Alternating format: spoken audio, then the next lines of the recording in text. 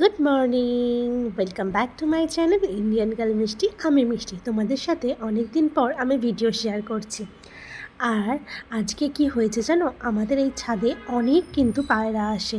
হ্যাঁ, সকালবেলাটা খাবার দিয়েছিলাম, আমি দেখো ওখানে বসে রয়েছে, ওরা কিন্তু সব এখানেই আসবে।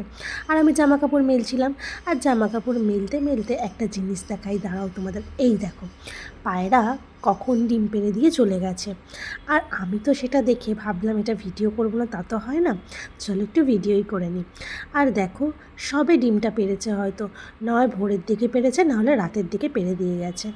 তো তোমরা যদি জানা থাকে এই ডিমটাকে কীভাবে ফুটাতে হয়, তাহলে আমাকে কিন্তু কমেন্টে অবশ্যই জানো। আর এই দেখো আমার টুইগি, টুইগি এসে তো এত খুশি, ও দেখে পুরো অবাক হয়ে গেছে।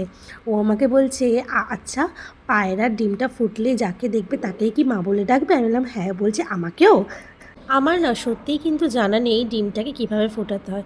তোমরা কিন্তু অবশ্যই জানিয়ে দিও। হ্যাঁ, আর দেখেছো আমাদের ছাদে কিন্তু অনেক পায়রা আসে।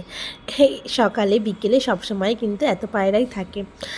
আর আমি কিন্তু এই প্রথম ওই ডিমটাকে ধরেছি।